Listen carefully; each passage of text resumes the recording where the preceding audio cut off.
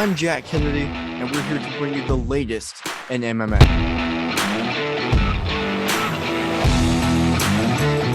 Hey everybody, my name's Hunter Boss, and what the boss says goes.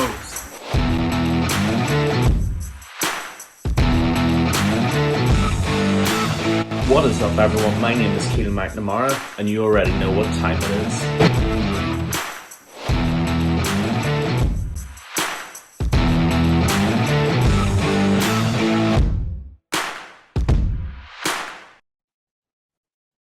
Hello, everyone, and welcome to the MMA Island podcast. I am Jack Kennedy alongside Keelan McNamara and Hunter Boss. UFC 280 was everything we expected as far as the hype behind it. It paid off. It delivered.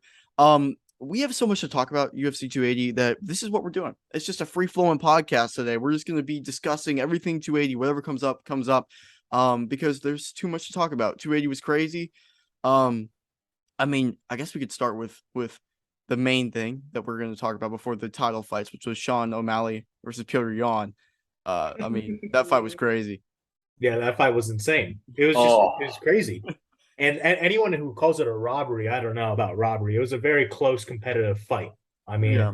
I went back and rewatched it. First time I watched it, I had Sean O'Malley winning, 29-28, rounds 1 and 3. Yeah. When I went back and watched it, I could see why round 1 was so mentioned when it came to the robbery. Mm-hmm. I could see it going either way. I do see it. I could totally see how Jan won it with the takedowns at the end, and how Sean only had a few more significant strikes in him after round 1. But Yeah. it was a super duper close fight. And if anyone thought Sean O'Malley wasn't ready for the top of the division, they're sorely mistaken. Sean's at the top. A lot of people thought he didn't deserve this fight. We could see, he's at the top of this division. He's been beating scrubs for a while now. Now he's ready to beat the top. It's exciting. I think this has to be the best jump anybody has made in opponents in MMA 100%. history. He's Yeah. gone from Palian Paiva to Petr Yan. It doesn't make any sense. But Hunter, you're absolutely right. He definitely belongs at the top. And I'm just going to tell everybody now, before anybody sends me any more hate mail, nobody sent me anything. But if you do decide to, I haven't had the chance to rewatch it yet. So I am still in my old perspective of Saturday night. But thinking about what I saw, I still think Sean O'Malley won. And I know a lot of people are going to find that controversial. But the thing we have to consider is this. He won the first round because Petr Yan took the first round off to digest Sean and to absorb the skill set. I know Jack's not going to like me for that, but I do still think that. Second round, Petr Yan did win. He that was definitely a stronger round for Petr. And then I think what this comes down to at the end of the day, this fight, first of all, not a robbery at all. Hunter's absolutely correct. The thing that we have to consider here is this age-old argument of scoring criteria and what's more important. Jan probably had more control with definitely had more control with the takedowns. But he didn't do as much damage with the takedowns as I thought he would. I basically thought if he got O'Malley down, O'Malley would be finished, basically. And O'Malley defended them really, really well. And secondly, the more impactful strikes, I would argue, went to Sean as well. Now, without the knee in the third round, I think Jan probably wins 29-28.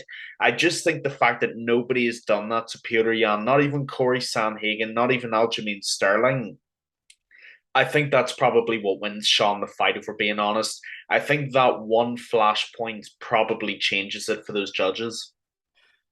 Okay, yes. So look, I rewatched it 2 times actually because I wanted to be very whenever for those, a little bit of How backstory. about as a competition? I only watched it once, but Jack watched it twice. So listen here, all right? Here is why. Because I came into this podcast thinking we have 2 absolute Sean O'Malley think they won person and one I think that Petr Yan won, right? Because we were in the group chat while we were watching the fight, it got a little heated in the moment. One thing everyone has to agree on: round 2, Petr Yan; round 3, Sean O'Malley. If you're watching the fight, you know the fights. That's obvious. What it comes down to is round 1. So I don't know who I'm arguing with, but I did the research and I did some stuff, so I'm just going to argue with myself. He doesn't even know. I was prepared to argue with you guys, but let me give my case for why Petr Yan won round 1. Again, it was a very close fight. Sean O'Malley also, despite all of this, proved that he is absolutely worthy of top 5 at bantamweight. I was shocked at how well he did, and he proved that he can hang with the best. And I'm honestly not even upset that, if they go that way, he would get a title shot next, because I think that's fun. I would love to see that fight. I think that Sean O'Malley, literally, I was so impressed. I'm so much respect. And that dude deserves to be up there. He deserves to be at the top of bantamweight despite all this. However, that being said, I do think Petr Yan won the fight. We've already talked about round 2. We've already talked about round 3. Sean O'Malley, right? So 1-1, but we go back to the first round.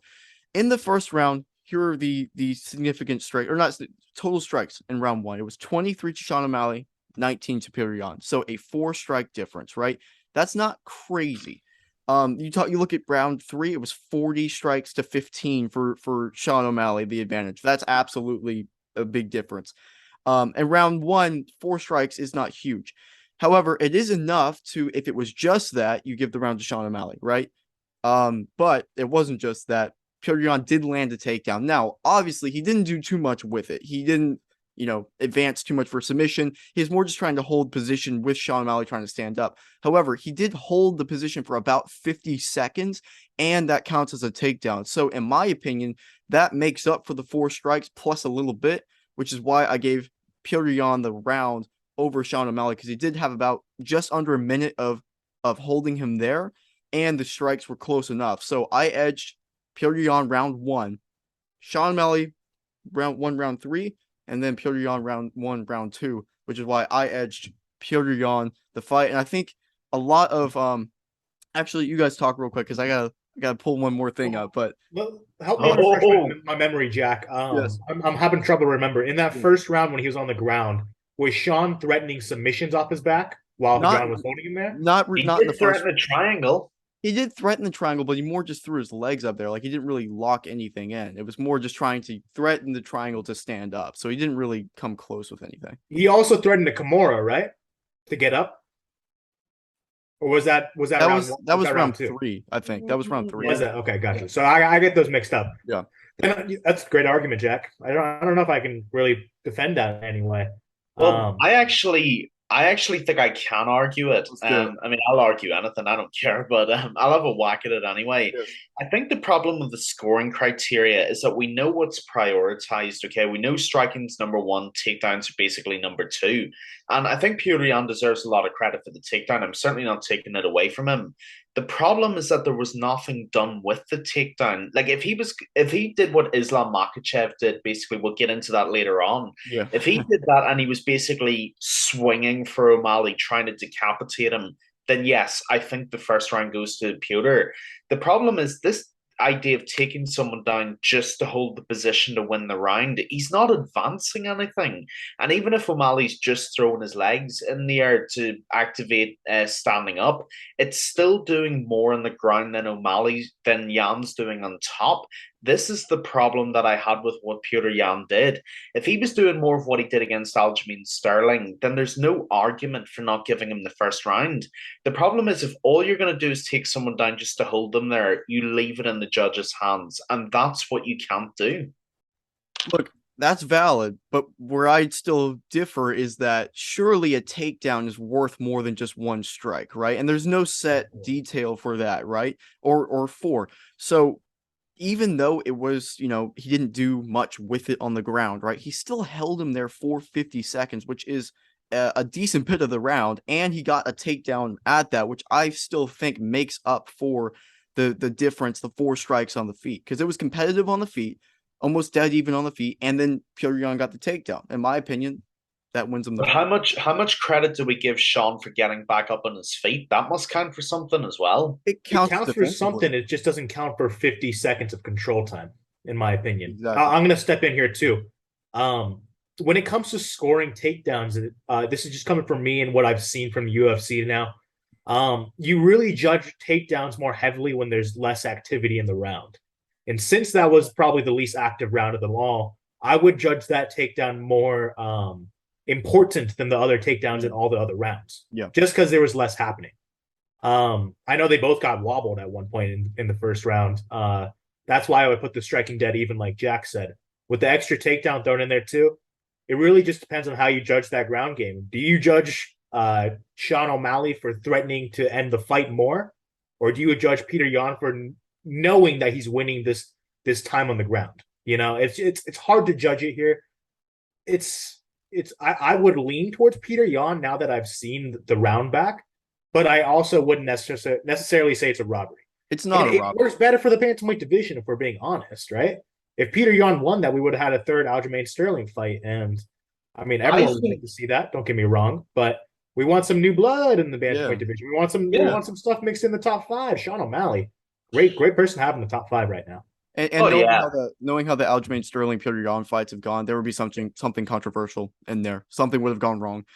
I think basically what this fight was, and I think the reason we're disagreeing the way we are, is that this was basically the 3-round version of TJ Dillashaw, Corey Sandhagen. They're basically dead even, and there's no real way to split them according to what you prefer. Jack's argument's excellent. I have no arguments with it at all. I think it's an incredibly fair and well construed argument. My argument as well, though, is when it comes to wrestling, it's a bit like when I think it was when Bilal Muhammad fought Stephen Wonderboy Thompson as well. Bunch of wrestling control, bunch of takedowns, but didn't really do anything with it. And I think having takedowns for takedowns' sake isn't a good thing. Yeah, you can keep someone down there, but why not do something with it? At least when Sean tried to get back onto the feet, he did something with the striking. I think there's an argument to be made that that's more valuable than taking someone down and doing nothing with it. But either way, definitely not a robbery. I will watch the fight again after this. And when we reconvene on Friday, I'll see if my opinion's different. It might have changed. We don't know. But either way, razor close fight. Wouldn't have been mad if Jan had got it. I think all the arguments are there. But either way, I'm happy for Sean. He stepped up way more than I thought he would. And it was an impressive win either way. Yeah, I was shocked. It really how well he I did. was Like stunned. when he landed that knee in the third round, I was losing my mind. I It's was the like, knee oh that my won gosh. it. Because he legitimately hurt him. And the second round was just one of the best rounds of the year, if I'm being honest, because Sean O'Malley cracked Peter Yan. He was really wobbly.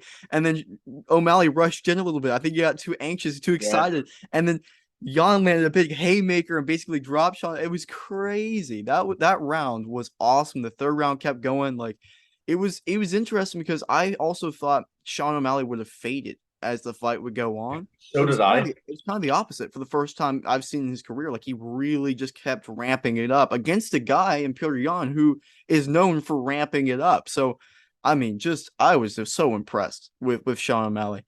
Yeah, you could something I like to bring up too. Yep. Sean O'Malley in that first round did not look comfortable in the slightest. If we're being honest here, like he was very calculated behind all of his strikes, and that's not what you like to see from Sean O'Malley. He has a very flow state to him. Exactly. Whenever he's flowing, he's landing, and he wasn't flowing in that first round. There's just not there, and that could be a testament to his green. He's very new in this division. He's very new in the top five. That's for sure. I want to know from you guys, how do you think he'll fare up against the other top five? Is he also going to get this kind of starstruck when he first fights? Say he fights Aljamain Sterling next. Is he going to start out slow like he usually does, or is he going to be the same Sean O'Malley we've seen in the past fights? I don't think it was actually I think you make an excellent point, but I don't think it was actually him getting starstruck. If you notice, the one thing Petr Yan does excellently, he's a bit like Ivan Drago when he fights Apollo Creed. He closes people down so well that they don't know where to go.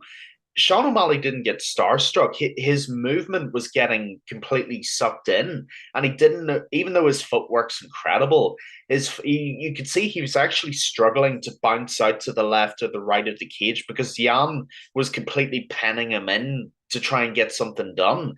I think the one thing Sean O'Malley will struggle with against other top fives, especially Aljamain, because he will fight for the title next year. I am certain of that. The thing that he'll struggle against someone like Aljamain with is the footwork. Because not to give anybody any spoilers or anything, but when we talk about the Aljo fight, the one thing Aljamain does brilliantly is the pressure. He pens people in really well. And Sean's going to have to work on exploding out of the space a lot better. But aside from that, I think the most impressive thing in this fight is what Jack said. The fact that Sean is the first person to ever really make Yan look human and really ring his bell, that was the testament to Sean for me. Yeah, that's a great question, Hunter. Very good question. I think it's a bit of both. I think slightly. I would honestly, I'd say it was the moment more than anything. You know, I do think what you're saying is true. What Keelan's saying is also true as well because of the style of Jan, and they both had to feel each other out in the first round, right? Which is why we saw the fight get progressively crazier and crazier and crazier. The first round was still a very good round, but it just got bonkers the later on because they started to Yeah. feel the range out and they started to land. Um, but Sean O'Malley really got in, like you said, flow state. But Sean O'Malley's one of those guys, like Connor used to be, who Yeah. fights loose, who's comfortable. And walking in, he looked loose walking in. He looked good walking in. But once the fight kind of started, I think it was the moment because this is far and away, nothing even close, the biggest moment of his career right here. He doesn't have to win. He just has to not lose in 10 seconds, in my opinion, going into this fight. He has to prove that he deserves. And he did that. More than he did that. He proved he absolutely deserves to be in the top 5 and honestly maybe get a title shot off of this fight. And I think anyways, I didn't answer your question. To answer your question, I think going forward, it won't be a problem because I think this was the moment. I think this was, do you deserve to be here? And he was a little nervous at first. You could tell a little hesitant, just kind of popping the jab, getting his range. But he proved that he does deserve to be there. And I just like, honestly, also, just in general, who do you guys think is scarier, Aljamain Sterling or Petr Yan? Or, I mean, I'd go Petr Yan for first fighting him. Because Yeah. Petr Yan doesn't have a super clear weakness. Aljamain Sterling is not great on the feet, but he's unbelievable on the ground. Petr Yan is good everywhere. So I think that's why I'd say I think for the future, no matter what, I think Sean O'Malley's going to be right off the bat in that flow state, good to go. What do you think, Hunter? I really agree with that. I think that's an excellent point, Jack. This was Sean O'Malley's watershed moment. This was his "Do you want to be a fighter?" moment. You know, old school throwback. People will know. Mhm. Um, this was really his. This was his watershed moment. That's the word that I'll use. And he passed it. You know, even if he'd have lost the decision, he would have passed it with flying colors because nobody has stung Petr Yan that badly ever. Even when Yan lost, I think like his only one other fight in his career that he lost. Nobody has done that to Petr Yan. Nobody might ever do that again to Petr Yan. But Sean O'Malley can always say that he's the guy that not beat Petr Yan, but the guy who wobbled Petr Yan really badly.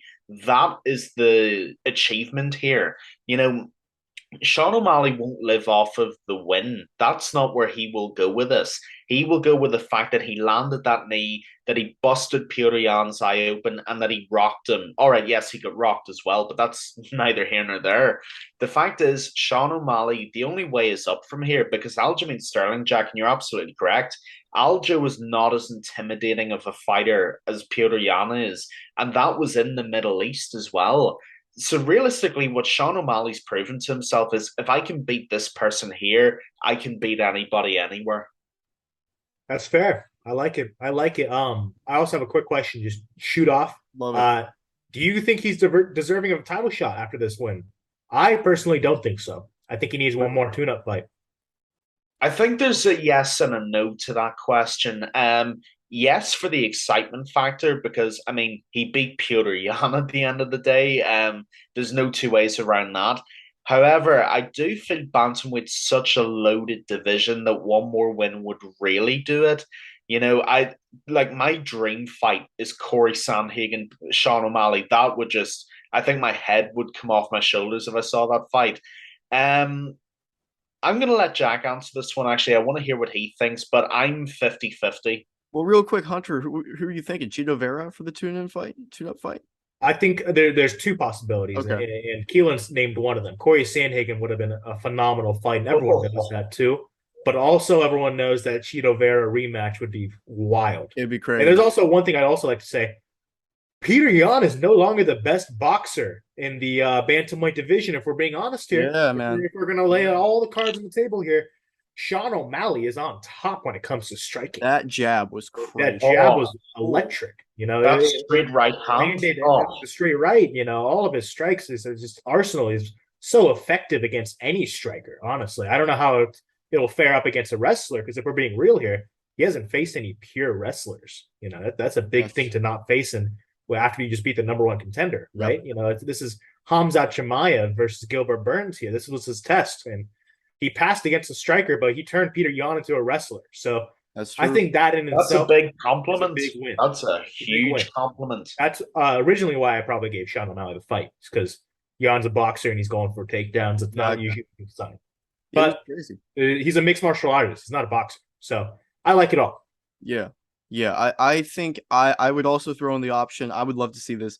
For me, it would be I don't know about Corey Sandhagen right now. I think Corey Sandhagen needs another fight to get back into the top five. I would say I'd like the Cheeto Vera fight, but honestly, I'd love to see a rematch. Five Yeah. round Yeah. because I wanted 5 rounds. This fight needed 5 rounds. The way it was going, Five rounds, Jan wins easily. I wanted to see it 5 rounds. I don't know about that because Sean O'Malley was catching momentum going on. I don't know. Sure. I want to see this fight 5 rounds. I would love a rematch. The way it ended was so close. And then I agree with you though. I think one more fight. I think Cheeto Vera or Petr Yan rematch, and either one of those, I would absolutely be down to see. Guys, there's only one answer. Pride tournament. We're That'd still be bringing cool. it back for bantamweight. Yeah. Well, I mean, guys, so that was the first, of the three. We also had Beneil Dariush on the card that did amazing. But I mean, real quick, this fight was kind of, in my opinion, disappointing. Like whenever I was watching it because of knowing about the injury beforehand. But what do you think about, TJ Dillashaw and Aljamain Sterling? I can't believe TJ did it. Yeah. It was really trying. It really showed how much TJ wanted it, which I Yeah. love. Yeah. Anyone who's willing to risk themselves as much as he's already done is deserving of a compliment. And Yeah. TJ put it all out on the line. He tried his best, and it didn't work out this time around. But you saw even on the feet, he was still winning the striking exchanges. He Isn't that stepped up. wild? Yeah. With the popped out shoulder, it was Yeah. still cracking. I Yeah. mean, That was uh, crazy. if we're being real here, I think we forget and we move on about the steroids at this point. Uh, I think it'll stain his career, obviously. Hunter, But what? hear me out, Keelan. He was caught for one fight, and that was when he moved down 10 pounds and he looked terrible, right? And he got knocked out for it. He got suspended for 2 years. Came back, shoulder popped out, and we don't give a fuck. Keep fighting. Like it's deserving that he's at least relinquished of the EPO title. Like we could remember that he tested positive like Anderson Silva did, but we can move on and we can forget. Um, I'm gonna be totally honest here, people. Obviously, everybody else watching. Look, I have a really complicated opinion when it comes to TJ Dillashaw. We know why. You know, EPO test, all that kind of stuff. Um, on the one hand, I massively respect him for stepping in and giving it a go. I think you have to give him his props, regardless of your opinions on him. I think to go in and fight that fight with basically one good arm is commendable. I do think it is. I think he had a decent first round, and then when the arm popped, that was just it. I do think, just in my opinion, not that it's relevant in this case, I do think Aljo was going to win the fight comfortably. And I think he was winning up until that point. But I give him props for fighting with one arm. I think he deserves a lot of respect for that. On the other hand, regardless of our respect, we have to be realistic as well. Like TJ even said, he held up a division knowing that he was this injured. And we all knew this was going to be a fluff fight when we knew that his arm was this way. And one thing that doesn't sit right with me, and I know this is just trash talk, but I have to be honest also, when they were in the press conference on Wednesday or Thursday, and he said to Aljo, "You're going to get beat by a drug cheat." We have to call this what this is as well.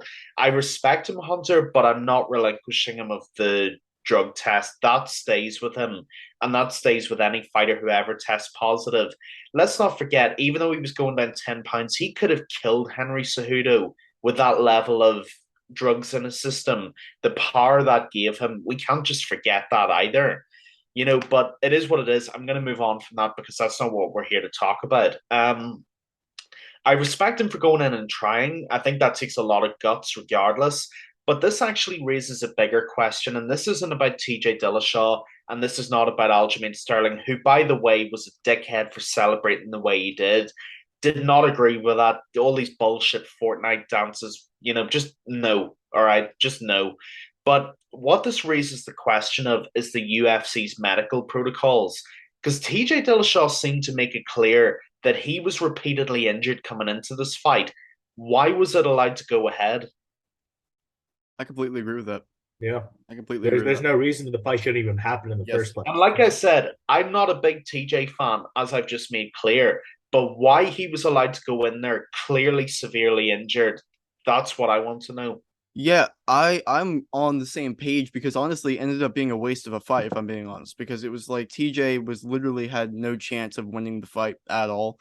And TJ's good to fight because he's in Abu Dhabi, right? He's doing all this. But if you're literally telling the referee before the fight, hey, my shoulder's been popping out in and out of the camp for 50 times, just if it happens, no big deal, we're gonna pop it back in.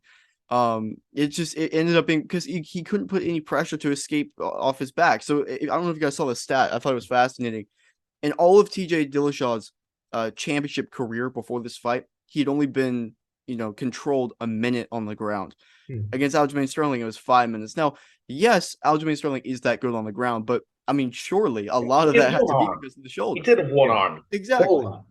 So Keelan, you said something earlier that Sterling probably would have won either way. I don't know. That was my original thought coming into the fight was that Sterling would win either way.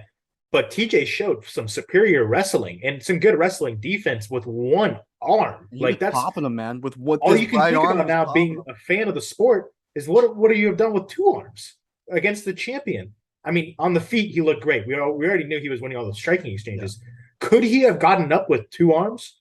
I don't know, but all I know is he went out there and tried. So that's all I like. If you try for me. And when we're going back to the hospital questions and how should this fight even happen? Probably not. But if we're being honest, he helped save the card. Who else would have stepped in on short notice against the champion at that level? Peter Yan and Sean O'Malley already had their fight confirmed. They're not going to change that. That's a higher selling fight than Aljamain Sterling versus anyone else. Is if Sean O'Malley's fighting. If we're being honest here, Sean O'Malley sells more than Aljamain Sterling easily. Oh, any day. You could have asked Cheeto Vera if he could have made the shortcut. This is it depends on how long ago they knew about it. I don't know how long because it seems like it was a whole training camp thing. But do we know if TJ disclosed that to the UFC then? Because if the UFC knew from the beginning of the training camp, then they easily could have got Cheeto Vera to come in. But if he told them a week or two before, that's a problem because then they can't get anybody. I agree. Agreed. That's a very fair point to make, Jack, actually. And to be fair, I hadn't thought of that. So props for bringing that up because I didn't think of that. Yeah. The only other point that I'm going to make about this, because I think we've all covered this pretty extensively, the one person who this put in a worse position than anyone was actually Mark Goddard, the referee. Because if you're rocking up before the fight telling him, hey, by the way, I might only have one arm to fight in a championship fight, what the hell do you do as a referee then? Do you let it go ahead knowing that one fighter is going to be debilitated most likely throughout the fight? Do you call it off backstage saying it's not in his best interests? I actually think we should give Mark Goddard a lot of credit for how he handled that as well, because that is not an easy situation to have to manage. You got to remember, you've got sheikhs, you have princes, you've got royalty at Octagon side who have probably shown up in part for this fight as well. And to be put in that position and to be able to manage the way he did, I would actually love to talk to Mark Goddard about that because I'd love to know his mindset and what he thought about that situation. Yeah, I thought he handled it correctly. I think that's the right way to do it. I mean, you can't say the fight's called off. Plus, I don't even know if he has that jurisdiction to do that because surely TJ was cleared by the medical team to be even in the locker room that night. So if he's saying that, then I think he handled it right. The last thing I gotta say about this is I think still somehow the guy's had 2 title defenses, but I think Aljamain Sterling's stock just keeps going down.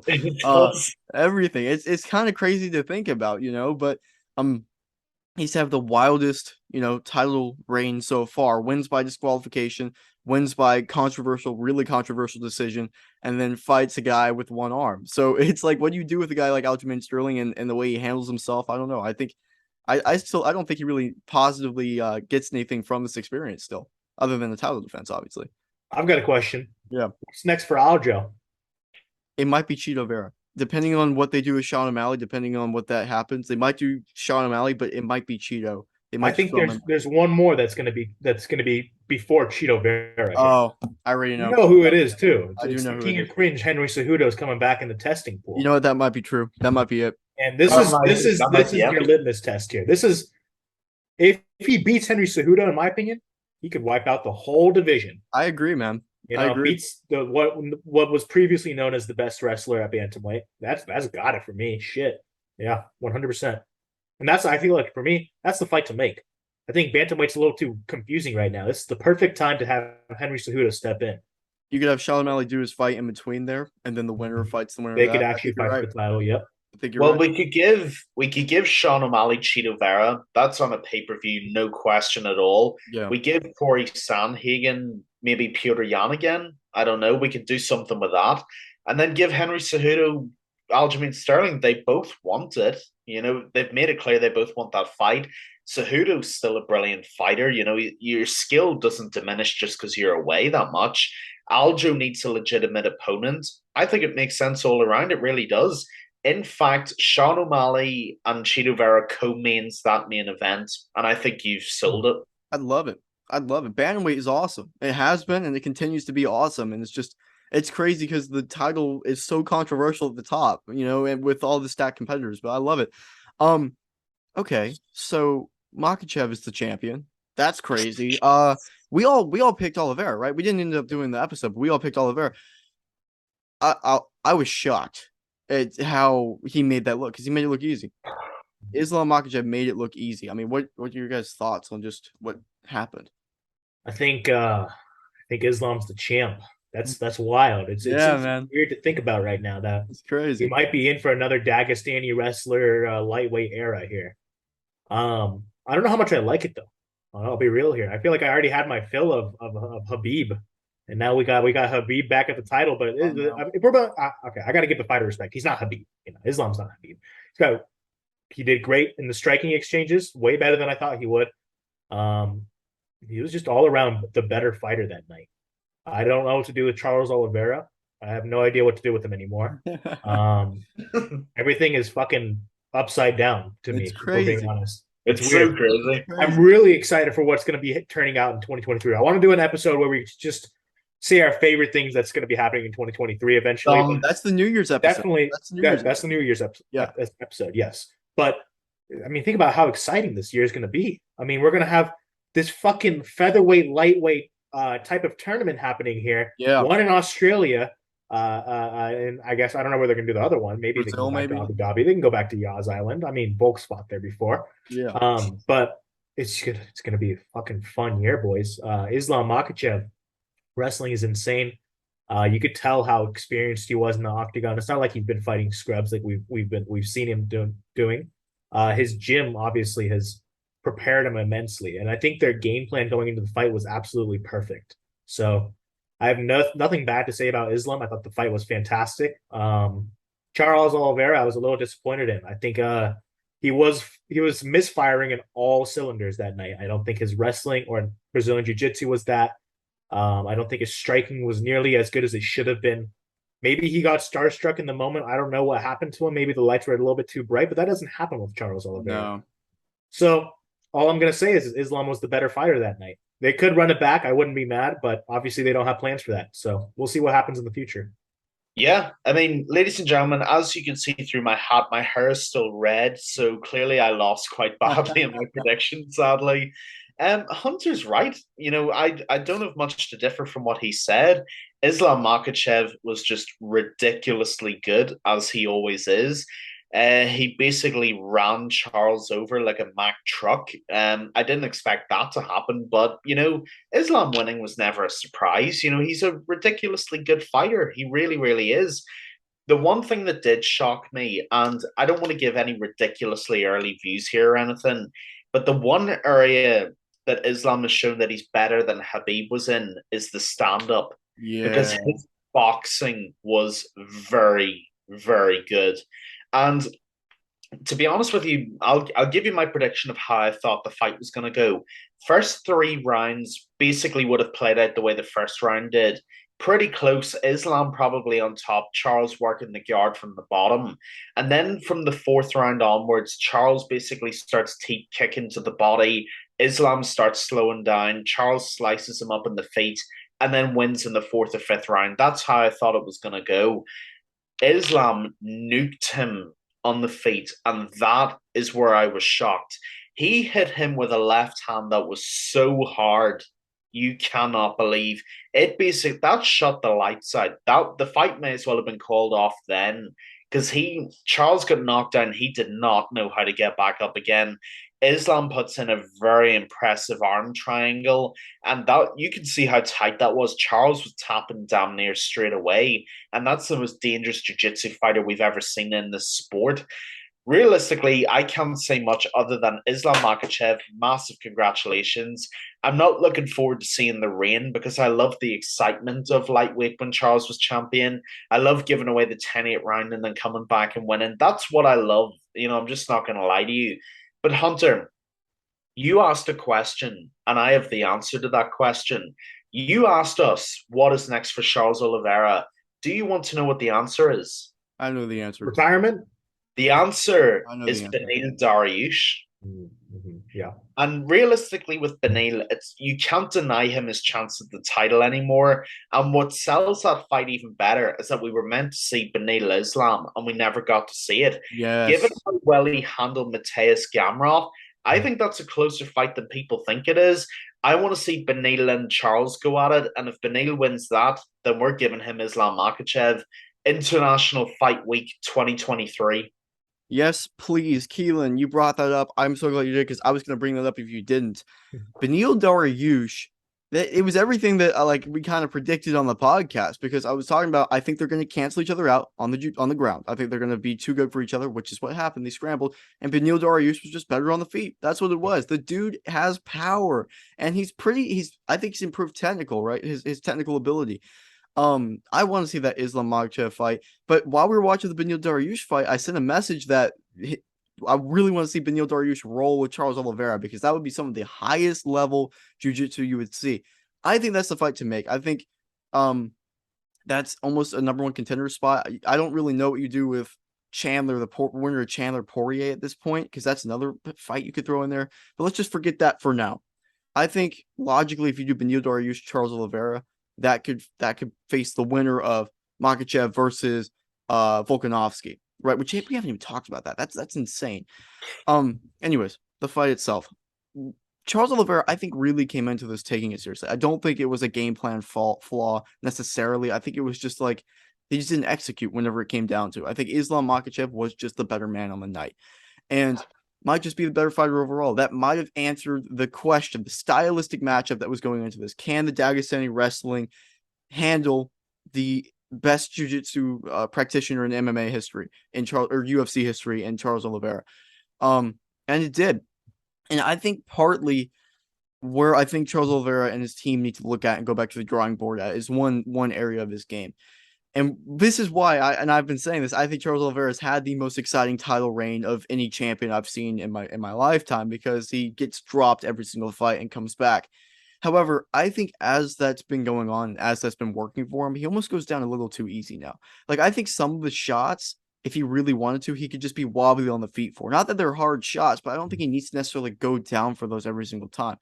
And against a guy like Islam wants to be on the ground with you as well. So Islam dropped him, and usually Charles Oliveira can recover on the ground a little bit. No one wants to come into his guard. Islam's like, no, I'm going in there and got the arm triangle immediately because I think Charles Oliveira has become too used to and too comfortable with just laying on his back and being on the ground, recovering from being dropped.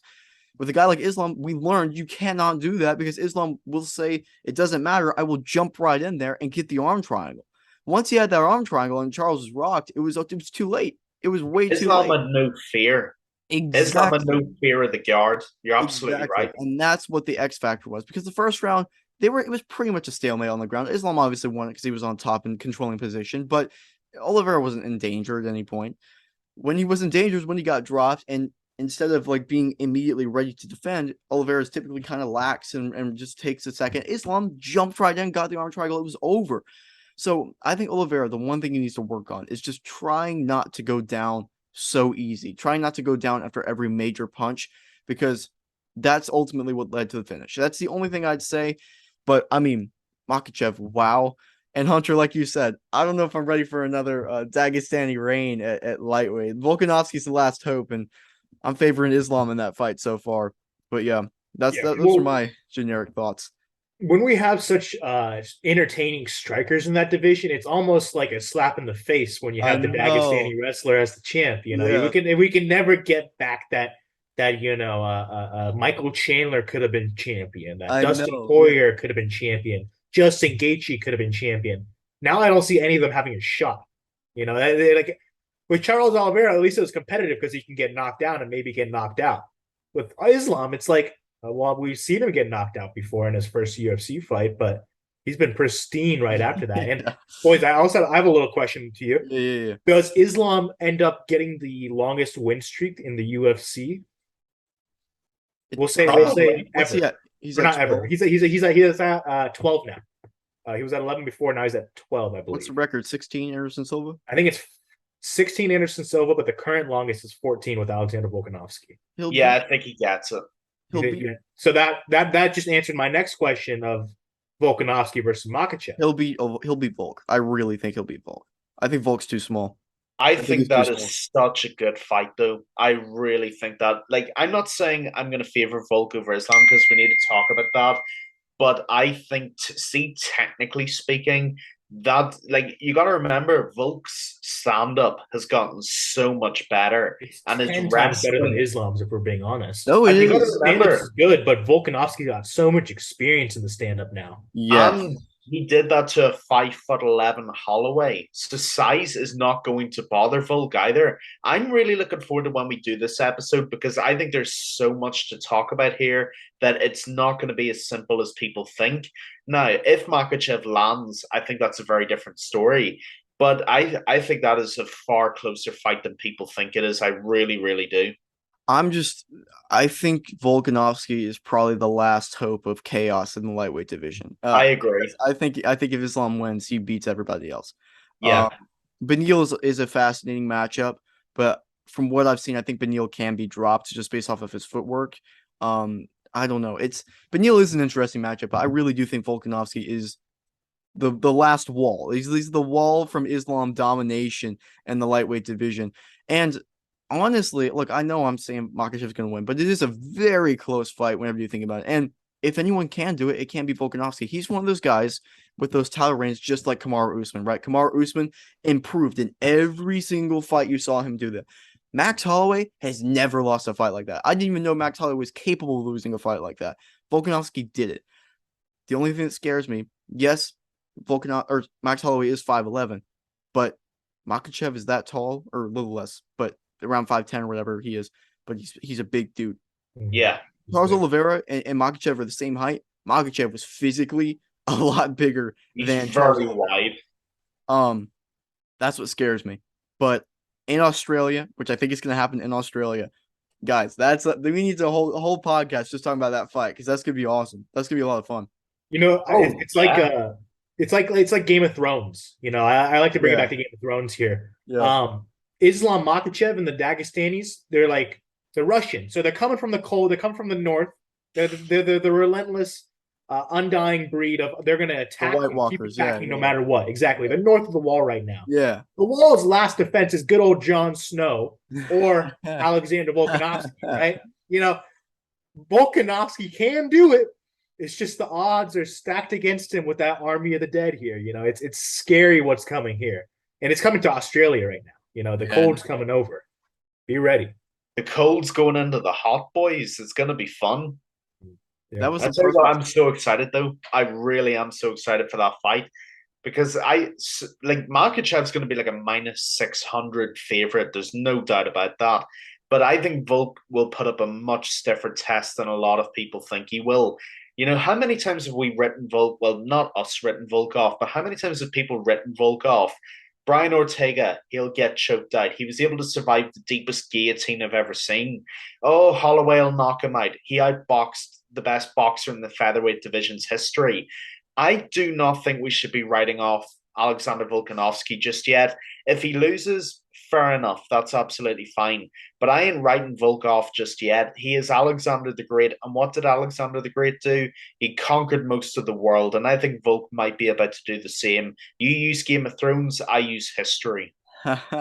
Both are great. I like the Game of Thrones one. That was phenomenal. The Game of Thrones one was smooth. I great. did like that.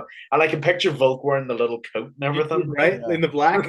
Yeah. I see Islam with his eyes glowing, Someone needs to make an edit of that, straight up. Someone needs to Yeah. make an edit of that because that's amazing. We'll get our boys on it. That's our next post. Guys, Yeah, we're gonna get our people on it. Yeah. I mean, I'm just also, guys, before we wrap it up, I'm so glad the main card delivered because those prelims were up there for the they worst were prelims shit. I've ever seen. Except for Sean Brady, Bilal Muhammad was a phenomenal fight. Yeah. And that's exactly how we thought that was going to go. The wrestling kind of cancels out and they just start standing up. And I was shocked that Bilal did it and he did it great.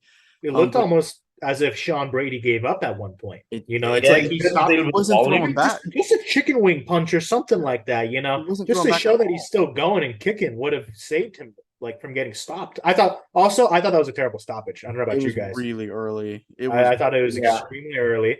Sean didn't get knocked down. He maybe got hit by 3 significant strikes in that whole flurry. It was just hard to watch him lose. And it could be because I hate Bilal Muhammad. No offense to Bilal, get the name. But we think about dark horses. I like Beneil Dariush way more than I like Bilal Muhammad as a dark horse. Me too. Yeah. Yeah. I think the one. Sorry, Jack, go ahead. I was real quick. I was just gonna say Sean Brady. The only reason I agree with you, early stoppage, he just didn't help himself because he didn't throw anything at all. He was just kind of standing there and he just didn't help himself. It sucked. That's literally what I was gonna say, Jack. So it's all good.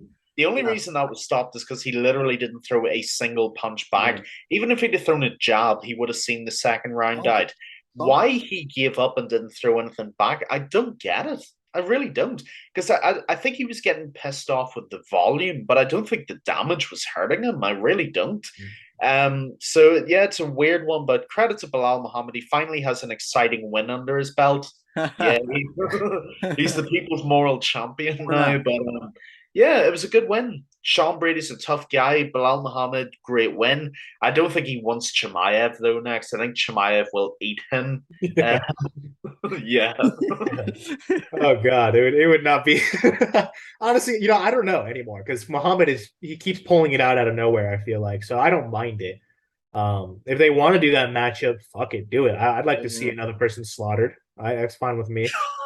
We just look. I'm optimistic. I just hope that since he's been training with Habib, they're telling him be more entertaining. Go for it. They'll help for surely out of anyone. Yeah. Speaking of which, what do we think of Hamzat's cage side altercation with the Nurmagomedov clan? I love it. They made it up. I love it. They did like a dinner. They did a dinner party after. They're like, "Oh, we're all good." And they did? Yeah. I didn't see that. Well, We're brothers. We're brothers. Nice. It's nothing. We're brothers. Yeah. So they're all good. I wish they didn't. I know. I want to see Habib come back at welterweight and fight fucking Hamza. And if he can't make that cut, shit, Hamza can't either. So we'll go up to 185. Catch weight 205. They were supposed to weigh in at 170. I love it. Hey, also, by the way, I forgot about this. Has any crowd ever cheered that loud for Bilal Muhammad? No, I don't think you will never hear that again. In history. You will never hear that again. Oh. Soundbite that because that's never happening again. No, that's the only time that will ever. The crowd has been that loud before for Bilal Muhammad, but for boos, it has never been that loud for cheers. So, plus everybody in Philadelphia wants him dead now. And what about the call out then? He called out Leon Edwards. Dude, Leon Edwards. Out of all the call outs he could have done, he wants the guy that pieced him up on the feet, got him to a no contest. He's already fighting Kamaru Usman again. Yeah. Out of all the people he could have called out, he called out Leon Edwards. I mean, he did call out Hamzat briefly, but I think we all know that fight's not going to happen anytime soon. It doesn't sell. No. Bilal Muhammad belongs in Aljamain Sterling's constant L-taking club. Even when he wins, he loses. Honestly. Yeah, and we saw, look, I know it was a little while ago, but we saw what Leon Edwards did to him. I mean, Leon Edwards managed the space in a smaller octagon, by the way. That should favor Bilal Muhammad. Yep. And he picked him apart except for the eye poke. But yeah, I mean, guys, what a card. Great podcast. I think we dissected it pretty well. Thank you everyone so much for listening to us. As always, make sure to like and subscribe on YouTube. Check out our Instagram at mma.island.podcast. constant content coming your way, lots of fun stuff to look at. You can listen to us everywhere, literally everywhere, including iTunes and Spotify. And thank you, everyone, again, so much for listening. Great podcast, guys. Thank you, guys. Thank you, everybody. See you in the next one.